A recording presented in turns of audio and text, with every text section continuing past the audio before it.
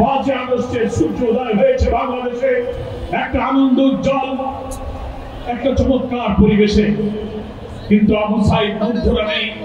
2024-এর এই 5 আগস্টের সকাল তখন আমাদের মনে পড়ছিল রাজধানী ঢাকার সারা বাংলাদেশ কোটি কোটি মানুষের উত্তাল আন্দোলনে অগ্নিগর্ভ হয়ে উঠেছিল।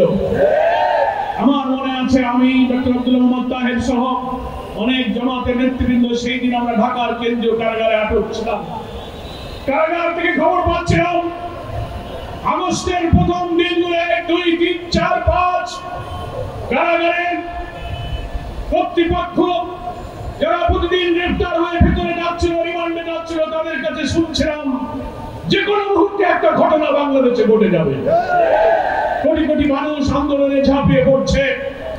রাজধানীর প্রবেশ মুখ দিয়ে সারা দেশের লক্ষ লক্ষ মানুষ শেখ হাসিনার ষড়যন্ত্রের কেন্দ্র গণভবনের দিকে ছুটে চলেছে। আমরা এগুলো শুনে টেলিভিশনের সামনে অপেক্ষা করছিলাম, কিন্তু আজকে 1 বছর পর মনে পড়ে টেলিভিশনের দৃশ্য, ভিডিওগুলো, ডকুমেন্টারিগুলো, ছবিগুলো দেখে আবু সাইদ মুগ্ধ কিভাবে গুলির পর গুলি দেখে দাঁড়িয়ে থেকে হাতটা চারিদিকে চুলে দিয়ে ঘুরে পড়েছিল।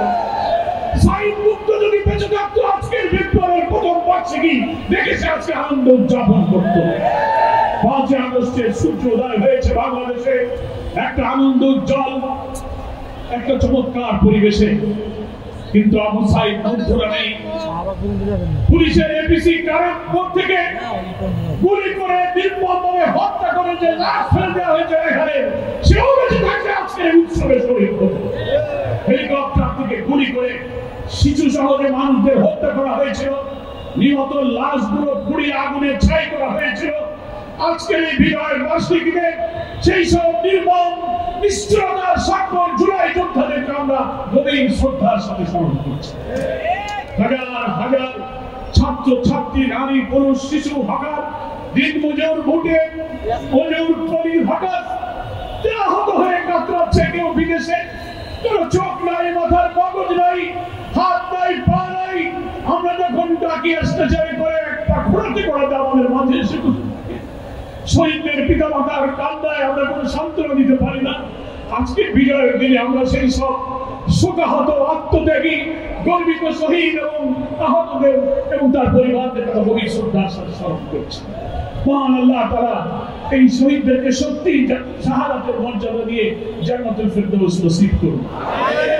যারা আহত হয়েছেন আমরা আল্লাহর কাছে বলবো, আল্লাহ তুমি আর আমাদের জীবনগুলো নিও না, এদেরকে বাঁচিয়ে রাখো। নতুন বাংলাদেশের স্বপ্ন এদেরকে বাস্তবে দেখে যাওয়ার তৌফিক দাও। এরা যেন বেঁচে থাকে, এরা যেন সুস্থ হয়, সক্ষম হয়।